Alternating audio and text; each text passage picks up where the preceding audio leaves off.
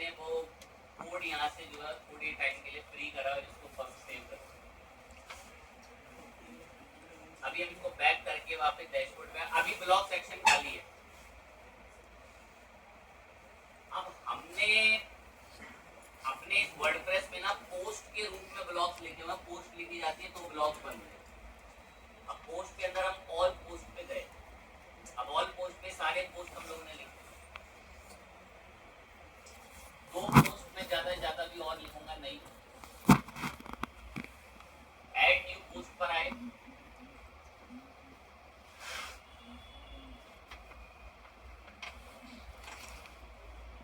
Heading इस्तेमाल करी, एक पोस्ट लिख रहे हैं।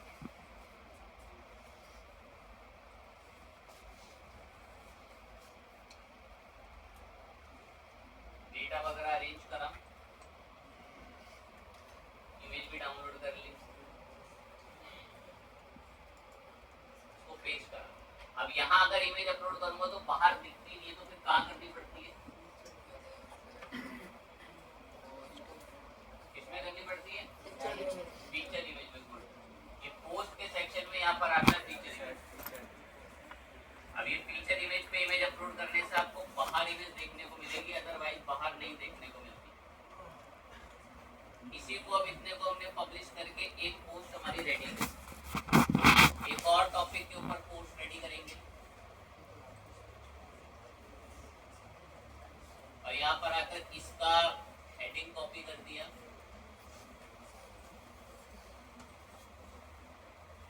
Add new post. एक पोस्ट यहाँ पर हमने इसकी हेडिंग बताई, इसके लिए इमेज भी बताई, इसके लिए तारीफ भरा कंटेंट भी लिया।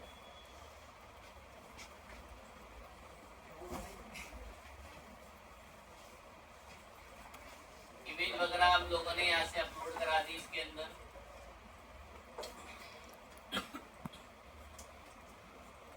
हम यहाँ पोस्ट लिख तो रहे हैं, ये मैंने 6-5 पोस्ट लिख भी रखी है, ये मैंने करीबन 6-7 पोस्ट लिख भी रखी है।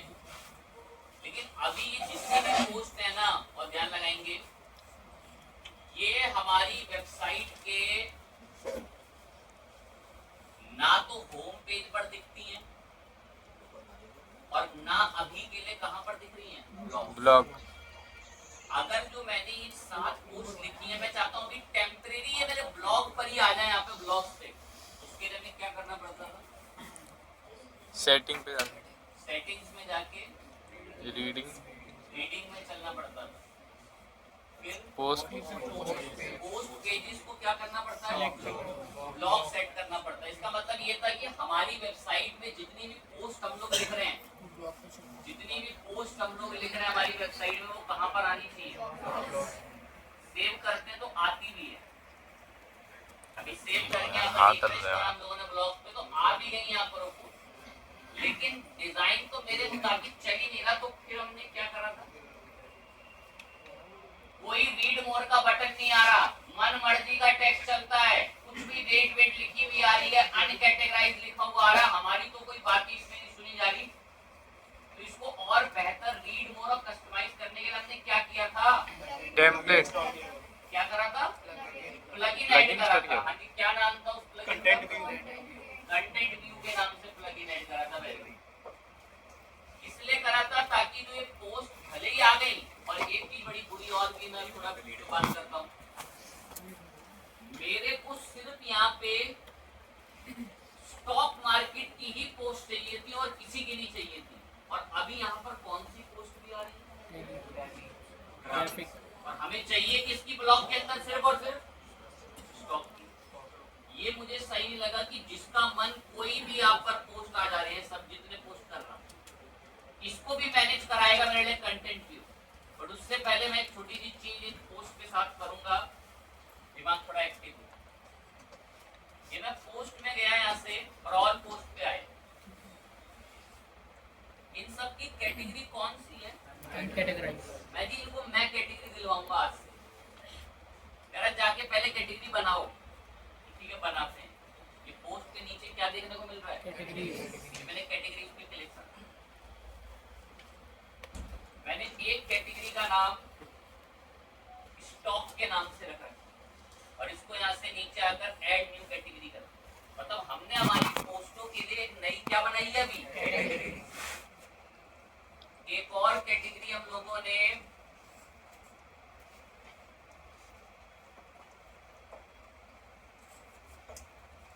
एक्सेट्रा कोर्स करके रख रखी है, ऐड न्यू कैटेगरी।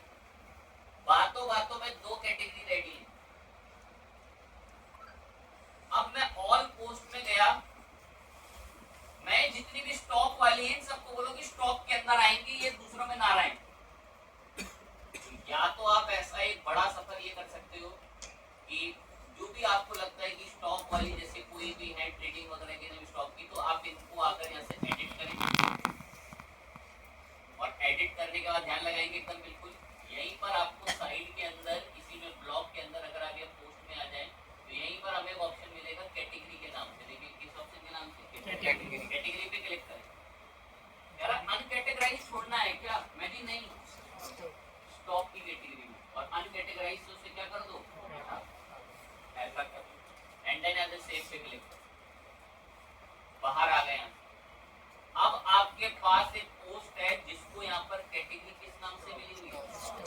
लेकिन मैं उन बच्चों की अभी 5 मिनट में मदद करूंगा कि कैटेगरी से क्या हो जाता हो।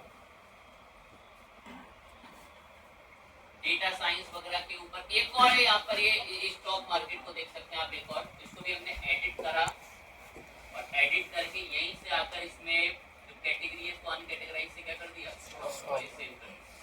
आप स्मार्ट बच्चों के लिए काम करें।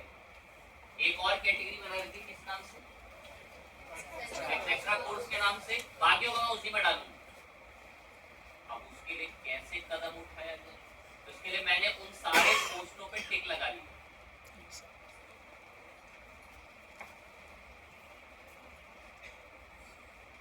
इन सब पोस्ट पे टिक लगाया। अब बल्क एक्शन में यहां से अभी क्या बोला बेसिकली, एडिट, और एडिट को करा अप्लाई। यार क्या करना चाहते हो इन चारों पांचों पे? मैंने इनको एक कैटेगरी देना चाहता हूँ। यार किस काम से है, बाकी मूर्ख लगे रहे एक एक करके बनाते रहे कैटेगरी। ठीक है, पहली बोला स्मार्ट बच्चों के लिए, कोई याद नहीं रखना मुझे पता, लेकिन जो एक समझ जाते होंगे वो देते कि एक एक करके कोई मुझे 30-35 को कैटेगरी देनी है। तो ये हमें एक ऑप्शन देता है कि अगर आपके पास ऐसी 6-7 पोस्ट और आप उनपे कोई एक साथ टास्क परफॉर्म करना चाहते हो तो आप यहाँ से बल्क एक्शन के साथ किसमें जा सकते हो, एडिट, और एडिट को अप्लाई करो। अब आप इनमें से इसमें कोई भी चेंज, ऑथर वगैरह चेंज, स्टेटस चेंज से रिलेटेड टैग वगैरह ऐड कराना, ये सारी चीजें आप उसमें ऐड कर सकते। ओके चीज है, मैं और बात नहीं करना चाहता। अब मैं उन बच्चों की मदद करता हूँ कि कैटेगरी देने से क्या होता होगा, कैटेगरी के क्या बेनिफिट है, तो कोशिश करते हैं समझाते हैं। जैसे आप गूगल पे कुछ भी सर्च करते हैं तो कुछ लोगों की टॉप पर वेबसाइट आती है, अब बहुतों की वेबसाइट 5वें-6वें पेज पर भी आती है, कुछ लोगों की वेबसाइट टॉप रैंक पर आ जाती है। अब वो टॉप रैंक पे आने का क्या कारण है, तो उसको बहुत ध्यान से सुने समझेंगे। गूगल की भी जो एल्गोरिथम्स है ना, वो कैटेगरी को बहुत पसंद करती है। कैसे पसंद करती है, सुने ध्यान से। सपोज एक इंसान अपनी वेबसाइट पे ब्लॉग्स लिखता था कुकिंग रेसिपी के ऊपर। एक इंसान अपने वेबसाइट, अपने ब्लॉग पे गूगल पे पब्लिश करता था रोज नई नई रेसिपी के बारे में कि ये खाने की रेसिपी कैसे बनाएं, ये खाने की रेसिपी कैसे बनाएं। इसी कैटेगरी के ऊपर, रेसिपी की कैटेगरी के ऊपर ही काम करता था, सिर्फ रेसिपी की कैटेगरी पे। तो गूगल की एल्गोरिथम जानती है यार ये इंसान ना 2 साल से रेसिपी और फूड कैटेगरी पे ही काम करता है और उसी पे पोस्ट लिखता है। तो अब आने वाले दिनों में गूगल के पास कभी भी कोई अगर फूड से रिलेटेड कोई रेसिपी सर्च करेगा तो एल्गोरिथम अपने आप उसकी साइट ऊपर लाती है। और एक ऑप्शन और होता है, जब आप क्रोम ओपन करते हैं तो थोड़ा नीचे कुछ साइट सजेस्ट कर रहा होता है। अब जिसको फूड के अंदर का इंटरेस्ट होता है, उसको रेसिपी वगैरह का, वो क्रोम उसको नीचे फूड रेसिपी से रिलेटेड चीजें सजेस्ट करेगा। अब गूगल के एल्गोरिथम ने वो सारी चीजें वहां तक उठाई जब उसको पता चला कि ये इंसान इस कैटेगरी में काम करता है। अब अगर वो इंसान रेसिपी की कैटेगरी पे काम करता है तो वो अपने ब्लॉग में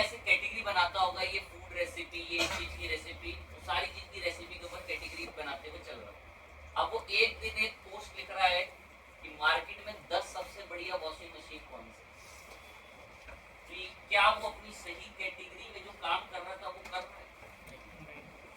गूगल की एल्गोरिदम डिटेक्ट कर लेंगी कि कल कुछ लिखता है, परसों कुछ लिखता है, कि कोई ऑथराइज्ड ब्लॉग नहीं लिख रहा। दैट्स व्हाई कैटेगरी मेंटेन करना बहुत जरूरी है कि अगर आप एक आईटी के ऊपर, टेक के ऊपर आप पोस्ट लिखते हैं, टेक्नोलॉजी के बारे में, डिजी लॉकर्स के बारे में, आप अलग अलग एनपीसीआई वगैरह के बारे में, यूपीआई टेक्नोलॉजी कैसे काम करती है उसके बारे में पोस्ट लिख रहे हैं, और एकदम से अब आप टेक्नोलॉजी से हटकर खाना कैसे बनाए, तो एल्गोरिथम डिटेक्ट कर लेती है कि भाई ये तो सही चीज नहीं लिख रहा, ये तो पहले इस कैटेगरी पे काम करता था। तो दैट्स व्हाई कैटेगरी ना बड़ी मैटर करती है। तो उसकी इंपॉर्टेंस मैंने बताई कि एल्गोरिथम जो है वो कैटेगरी को फाइंड करते हैं, और गूगल को पता होता है कि मेरे पास 15,000 ऐसे ब्लॉग लिखने वाले लोग हैं जो सिर्फ फूड रेसिपी पे काम करते हैं। तो वो अलग अलग लोगों को फिर उनकी साइट सजेस्ट करता है अपने अपने खुद के अपने प्लेटफॉर्म से। ओके चीज है। अभी कैटेगरी देने का फायदा क्या हुआ, मैं बताता हूँ क्या फायदा हुआ। ब्लॉग्स के सेक्शन में, और से ब्लॉग्स के सेक्शन में केवल एक्सेट्रा कोर्स वाले ब्लॉग आने चाहिए, स्टॉक के कोई ना आ जाए। सिर्फ एक्सेट्रा, अभी स्टॉक के भी आ रहे हैं, मैं भी सिर्फ एक्सेट्रा कोर्स क्या है, स्टॉक के लिए मैं अलग से बनाऊंगा। तो उसी को मेंटेन और मैनेज करने के लिए मैंने प्लगइन इंस्टॉल कर रखा है जिसका नाम क्या है, क्या था, आ जाओ व्यू बनाओ ऐड न्यू करके। मैं हाँ बना रहे हैं, कह रहा नाम बताओ इस व्यू को क्या रहेगा, मैं इसको भी नाम यही दे दो आप, एक्सेट्रा कोर्स कर।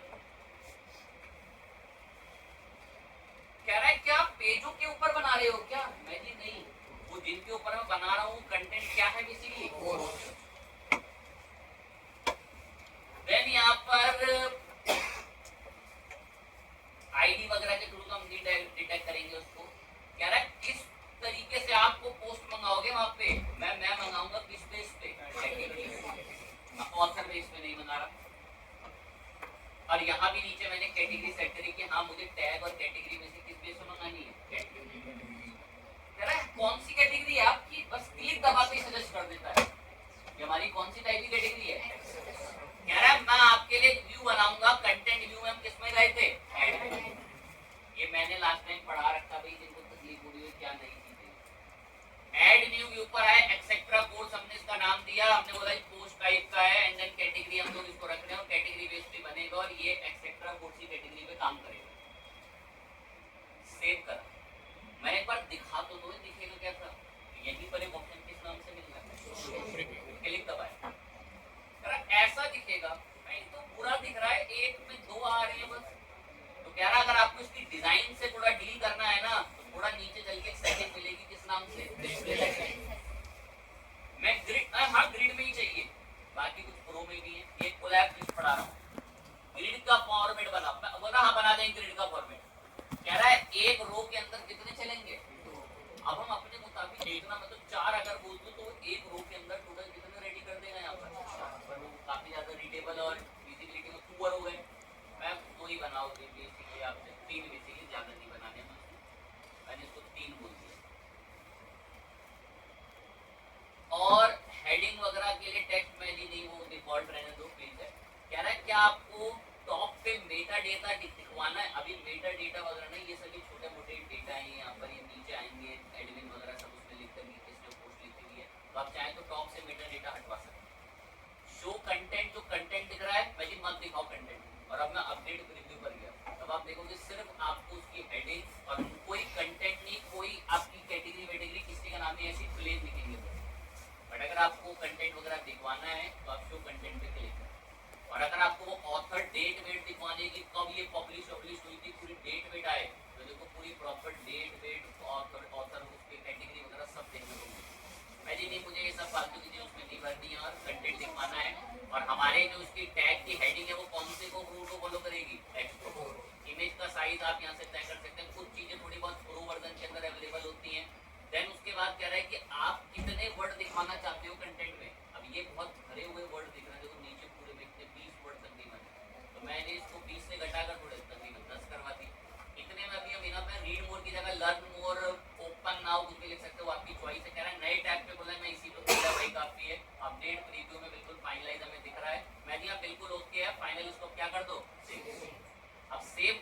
बाद अगर आप देखोगे तो ये आपको शॉर्टकट यहाँ भी देता है, यहाँ से कॉपी करो, नहीं करना तो कंटेंट व्यू के ही ऑल व्यू में आ जाओ, और आपने किस नाम से व्यू बना रखा है, एक्सेट्रा, कॉपी कर लो इसके कोड को ऐसे। और इसको मैं चाहता हूँ ब्लॉग के सेक्शन पर आइए, ब्लॉग के सेक्शन पे, क्योंकि ब्लॉग के सेक्शन पे अभी आप देख सकते हैं कि स्टॉक वगैरह की भी पोस्ट आ रही है। अब पहले तो इनको हटाना है। अब कुछ बच्चे जो क्रिएटिव नहीं है वो डायरेक्ट क्या करेंगे, तो वही ब्लॉग में जाके पेस्ट कराएंगे सीधा, और जबकि ब्लॉग पर अभी पहले से वर्डप्रेस पोस्ट दिखवा रहा है, उसको ऑफ करना पड़ेगा। वो कैसे ऑफ होगा बताएं? सेटिंग्स में जाके कहाँ पे, एडिटिंग, फिर अब क्या करूं ऑफ करने के लिए, पोस्ट पेज पे हाँ क्या कर, सिलेक्ट कर एंड देन सेव कर। अब वर्डप्रेस वहां पर पोस्ट दिखानी बंद कर देगा, क्योंकि मैंने अलग से डिजाइन बनवाया किसके प्लगइन की मदद से, कंटेंट। अब इसी में हम लोग आ गए यहाँ पर हमारे कंटेंट व्यू वाले पर, हमने कोड कॉपी कर रखा है। बस अब हमारे पेजेस के अंदर ऑल पेजेस की तरफ गए, जिस पेज पर हमें काम करना, कौन सा पेज है, इसीलिए ब्लॉग को एडिट करा और ब्लॉग पर वो डायरेक्ट आके फुल पेज और ये लगा सेव पे क्लिक। अब जब हम यहाँ रिफ्रेश करते हैं तो रिफ्रेश करने के बाद यहाँ जो पोस्ट दिखते हैं उसमें सिर्फ एक्सेट्रा कोर्स है, स्टॉक का फुल इसी कोर्स अवेलेबल है। तो अगर आप चाहो ना तो अब एक अलग से पेज बना सकते हो स्टॉक के नाम से, और स्टॉक का एक अलग से व्यू बना सकते हो, उस कैटेगरी में सिर्फ स्टॉक की ही पोस्ट है। वैसे आप कैटेगरी बांट सकते हो कि क्लिक करने पर इसी कैटेगरी की पोस्ट दिखेगी बस उसमें। कितना बेहतरीन सुविधा आपको स्टॉक जो है आपका कंटेंट भी देता है। एक प्लगइन ऐड करेंगे बड़े काम का, और ध्यान बिल्कुल पॉइंट पर हो। प्लगइन पर आए, ऐड न्यू प्लगइन पर गए, एक प्लगइन ऐड करेंगे, इसका नाम है जीटी ट्रांसलेट।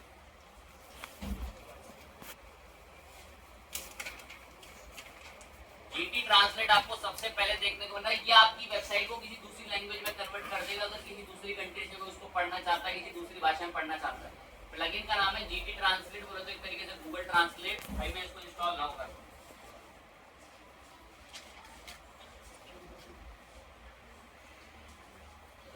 नाम है जीटी ट्रांसलेट प्लगइन का। एक्टिवेट किया, एक्टिवेट करते ही अभी अगर डायरेक्ट रिफ्रेश करोगे तो अभी देखेंगे कि आपको आपकी साइट पे कहीं पर देखने को नहीं मिलता जीटी ट्रांसलेट। ध्यान लगाएं बिल्कुल एकदम, अभी आपकी साइट पर कहीं भी नहीं है।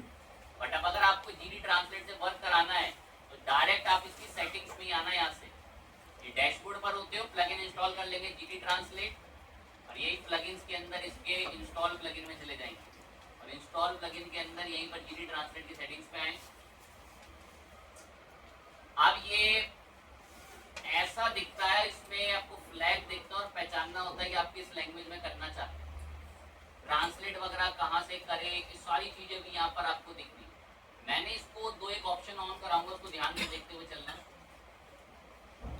Show in menu, ma'am menu के पास दिखना है आपको, अभी नन सेट हो रखा है। कह रहा कौन से वाले मेन्यू पे, मैं प्राइमरी मेन्यू टॉप पर दिखना आपको। कह रहा ठीक है हम प्राइमरी मेन्यू टॉप पर दिख जाएंगे। कह रहा हम कौन कौन सी लैंग्वेज में कन्वर्शन करके लेकर आए, मैं हिंदी यहाँ टारगेट करना, दो एक लैंग्वेज और वहाँ पर सेट हो रखी है, जैसे हम दो एक लैंग्वेज वगैरह उर्दू वगैरह पर हमने टिक कर दिया, बहुत सारी लैंग्वेजेस थी। आपको जो चीज पे टिक लगा लेंगे उसी के फ्लैग वगैरह के साथ ऐसा दिखेगा। मैं ठीक है ओके है, बहुत बढ़िया दिख रहा, खुश है इससे। और फाइनल अभी फ्लोट वगैरह बाय डिफॉल्ट इंग्लिश से ट्रांसलेट होगा, और प्राइमरी मेन्यू पर आएगा show in primary menu, show floating language selector.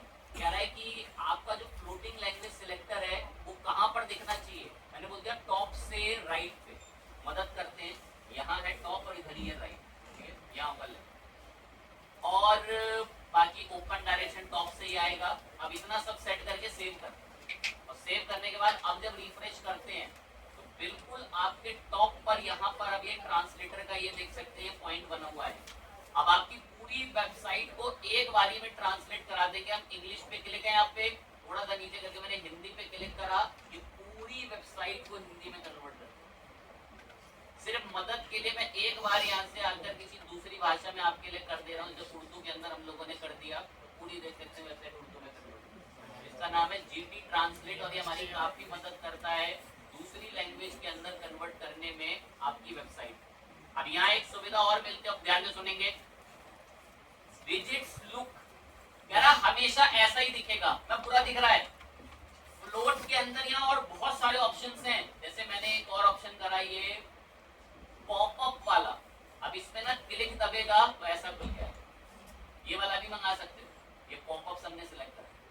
Flags वगैरह वाले पास है, फ्लैग्स देखेंगे यहाँ से आकर, और बहुत सारे फ्लो वगैरह के आप देखेंगे की भर के सर्च करके। फ्लोट वाले हो गए, ये ड्रॉप डाउन वाले सबसे मशहूर चलते हैं, ये वाले सबसे ज्यादा मशहूर, अधिकतम यही इस्तेमाल होते हैं ड्रॉप डाउन। ध्यान रखना जब भी इंस्टॉल करोगे ना, इस शो मेन्यू में नन होता है, क्या सेट करना है, अरे करने को फूटर बोल दो, जो मैंने टेस्टिंग के लिए कर रहा हूँ। फूटर मेन्यू सेट करा, कहाँ पर देखना चाहिए, टॉप से राइट। अब टॉप से राइट में तो फूटर हो ही नहीं सकता, फूटर तो किस जगह पर होगा बेसिकली, बॉटम से राइट में।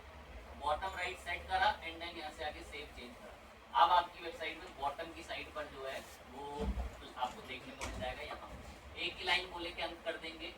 कुछ थीम्स ऐसी होती हैं जिनकी इससे नहीं बनती, कुछ थीम्स ऐसी होती हैं जिसकी इससे नहीं बनती। उसके अंदर ऐसा हो जाता है कि ये थोड़ा सा अपना जो डिजाइन है उसको थोड़ा डिस्टर्ब कर देता है। उसके लिए आपको इसके फिर अलग अलग डिजाइन चुनने पड़ते हैं, पॉपअप वाले, ड्रॉप डाउन वाले, वो डिपेंड करता है चॉइस पे। हो गया क्या? हाँ हाँ हो गया।